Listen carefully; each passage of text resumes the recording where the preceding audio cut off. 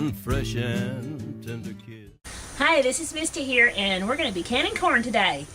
Mountain Man got a phone call from our friend. He is the horse farrier and the butcher of the community. And he is the one that's in my video whenever we butcher the hogs, the one that's doing the gutting and stuff. He called us and said he had some sweet corn he was going to glean off his patch he was done with, and he gave us, we got a wheelbarrow full, and this is what we started on. And this is what we have yet to shuck. And they're the nubbins, they're the little pieces, but they're great for this. And I'm going to use my corn cannon acid. I got some, and I'm going to be getting some more in also. And with this corn cannon acid, you dissolve 1 pack of this in 3 quarts of water, a half a cup of salt, and 2 cups of sugar, and it makes 20 quarts of sweet corn. And it gives you the option of water bathing it for 3 hours, or else pressure canning it for 30 minutes, which that's what we're going to do. But I just wanted to show you this, and I'll show you when we get on down the process after we get the corn cut off the cob. And after a while, we're going to be plowing our potatoes up out of the ground and seeing what we get from that. Alright, we got all this corn shucked now, and I'm going to start cutting it off the cob. And I'm just going to show you how I cut it off the cob. I take a rag and I wipe the silks off of it. And don't cut too deep or you'll get the kernel, and you don't really want the kernel, so just kind of cut it like that. And then you can take either to scrape the juices and the milks off that way, or you can cut the whole thing and go back and do it whenever you get it done. But this is what I'm going to do, and when I get all this done, then I'll come back to you in just a minute and I'll show you when it's all off the cob, and I'm going to measure it out and mix it up.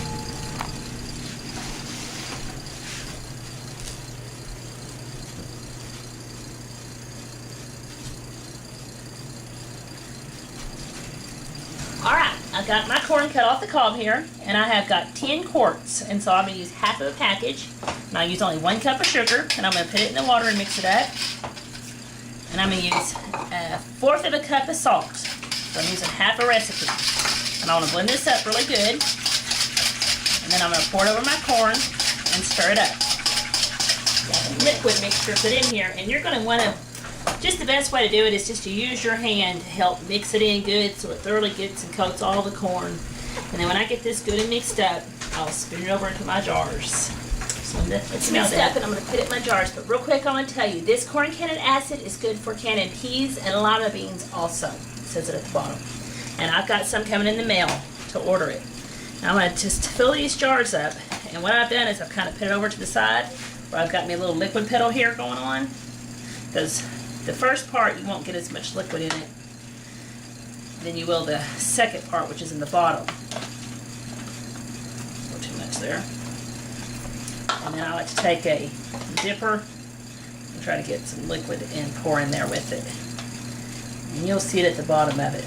But it's just the best way, I think, to can corn. I've got corn that's 3 and 4 years old, and it still tastes just as good as it did when I first did it. Alright, I'm going to get these jars filled up, and I'm going to fill my canner. I got 11 quart jars here. Aren't they pretty? And I'm going to get 7 of them in my canner, and then I'll have to can 4 extra to the side, which that's fine. Got to start somewhere. Alright, the canner. I got 7 quarts in here, and I have 3 quarts of water in it. And then you'll put your lid on there, and you'll find your little arrows, and line them up, twist it, and then loosen it up so it'll get on there. Well, there you go. And don't just hand tighten these for this minute, and then once you get them all on there, go back around and tighten them up good. And then once your canner gets to spewing a good amount of steam from there, then you put your weight on it. And I'll show it to you right before I put the weight on. Alright, we'll be back in just a little while when it's steaming good. Alright, you can see I got me a nice steam coming out. And get that steam coming out, I'll put on 10 pounds of pressure. And then when it starts jiggling, then I will come back and show you, and we'll start timing it for 30 minutes. Alright, I got a nice jiggle going on. And it's 4 o'clock sharp, and I'll do this for 30 minutes. And I'm going to turn it down on low so I have a more steady jiggle. I'm going to stop and jiggle about 3 or 4 times every minute. Alright, we'll see you in a little bit when we're done. Alright, it's done and the pressure's down, and we're going to take this off. And this is hot, so don't just grab it with your hand. And I kind of loosen these because it's hard to go ahead and loosen them sometimes. They're tight. I'm going to take it. And remember, when you take this off, this is why I'm showing you this part, away from you, because there's steam going to come out of there, and that steam will burn you. Oh, it smells so good. It already smells good. Alright, I'm going to take these out of here and wait for them to seal.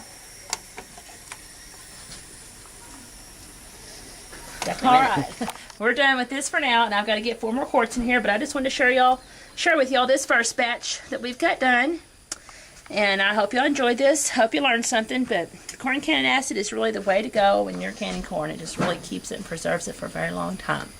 All right, I hope y'all enjoyed this, and have a good evening, and God bless. Memo